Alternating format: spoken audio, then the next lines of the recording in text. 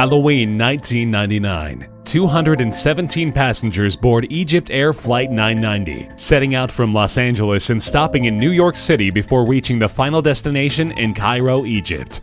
After the plane took off from New York's John F. Kennedy International Airport, it quickly crashed into the Atlantic Ocean nearly 60 miles from Massachusetts. Everyone on board was killed instantly. Because the plane went down in international waters and because the airline belonged to Egypt, it was their government that investigated the crash. However, seeing as though they did not have the resources to investigate, the National Transportation Safety Board and the FBI were called in. Their findings proved to be underwhelming, as the FBI stated they believed the first officer of the plane meant to commit suicide and kill everyone else on board. In the flight recordings, the pilot can be heard exiting the cockpit to use the bathroom. The first officer is heard repeatedly muttering the phrase, "I rely on God," before locking the engines. The pilot returns and attempts to correct the plane but fails in doing so. There are many who doubt the first officer was merely suicidal. Many believe he was a jihadist terrorist. Despite that belief, no terrorist organization claimed responsibility for the crash, so there remains an uproar in the aviation community what the real cause for the crash was. August 14, 2005. The Helios Airways Flight 522 from Cyprus to Greece ends in a devastating tragedy. There are multiple theories as to why the plane went down in the mountains, and numerous investigations seem to put some small pieces of the puzzle together. But the chain of events that took place either show a conspiracy to incapacitate everyone on board before the crash, or an extreme case of negligence to the plane's passengers. Investigations show that before takeoff, mistakes were made in checking the pressure of the cabin. Even after the plane took off, multiple warnings were given to the pilots that the cabin was not pressurized adequately for the passengers, but all warnings were ignored. Finally, after climbing to an altitude of nearly 20,000 feet, all the passengers on board fell unconscious. Soon the pilots drifted into unconsciousness as well, and the plane was set to autopilot. After multiple attempts to get the crew to respond, ground control set up 2 jets to fly alongside the plane and investigate. There they noted that everyone on board was unconscious, and the pilots were slumped over at the controls. A flight attendant on board who managed to stay conscious after using a personal oxygen tank attempted to fly the plane to safety, but his training was limited, and the plane crashed into the Greek mountains. All 121 people on board were killed. Now conflicting reports say that it's possible the passengers died while they were in the air, rather than in the crash, and the mystery continues. The story of D.B. Cooper has enthralled aviation experts for years, as his story doesn't necessarily end in tragedy, but only because no one is quite sure how it ended at all. The story in question begins on November 24, 1971. A man who claimed his name was Dan Cooper boarded Flight 305. After the flight took off, Dan Cooper notified the nearest flight attendant that he was armed with a bomb. He notified the attendant that he wanted $200,000, 4 parachutes, and a fuel truck on standby in Seattle so he could quickly refuel his plane. The flight attendant alerted the pilot, who alerted ground control, and authorities quickly scrambled to make Cooper's demands. Passengers did not become aware of the hijacking until hours later. Cooper instructed the pilot to land the plane on a private tarmac, released all of the passengers, received his money from the authorities, and kept a small flight crew on board.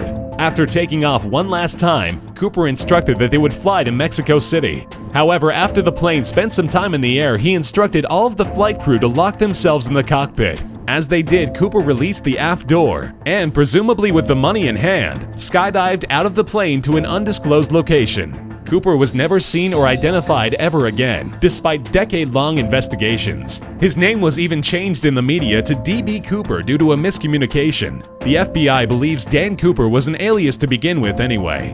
Multiple suspects have come forward, claiming that they are in fact Dan Cooper, including a transgender woman named Barbara Dayton, who claims she was in fact Dan Cooper and was also an experienced pilot and parachuter. She died in 2002, having recanted her story when she feared that she could still be prosecuted for the hijacking. While this doesn't pertain to any specific instance of a downed plane, the mystery surrounding flights aptly titled Flight 191 is so pervasive, it has kept multiple airlines from even having flights with that number.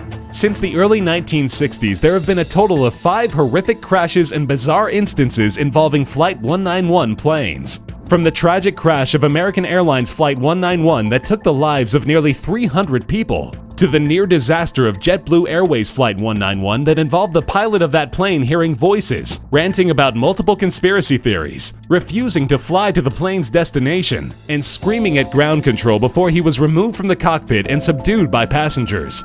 He was subsequently placed in a mental hospital after the plane landed safely. Still, the number 191 has been enthralling to a number of numerologists and even psychics, who call the number one of Satan's favorites and implore airlines to stop using the number, as it attracts evil spirits. One of the oddest plane crashes in history lends itself to the mystery of the Aer Lingus Flight 712 crash of 1968. While investigators have never been able to pinpoint just what caused the crash, they were able to designate that it was likely spurred on by damage it received to its left tail wing. While the popular reasoning within investigative units is that a stray bird managed to damage the wing enough to cause the plane to free fall, killing all 61 people on board, a theory also suggests that a small British missile was what took out the plane. Various witnesses claim to have seen a missile fly through the air and strike the plane, detonating and causing a large hole to appear at the tail. While the investigative units responsible for figuring out just what happened deny that to be the case, along with the British government who says it would never fire a missile at a passenger jet, they have not ruled out the possibility that a missile could be responsible for the downing of the plane. A broken arrow nuclear bomb is essentially what it sounds like. A nuclear bomb that has no chance or a very limited chance of detonating. Still, you wouldn't want to leave one around or misplace one, which is almost exactly what happened in 1956, when an airplane carrying 2 nuclear warheads vanished into thin air over the Mediterranean Sea. The bombs situated on a B-47 Stratojet were obviously cause for alarm as the United States scrambled to see if they were live nukes or broken arrows. They quickly deduced that the plane was delivering 2 broken arrow nukes from a checkpoint, and that despite the fact that no one should be losing nuclear weapons, no one was in any real danger, unless the nukes could be reverse engineered by a dangerous crockpot.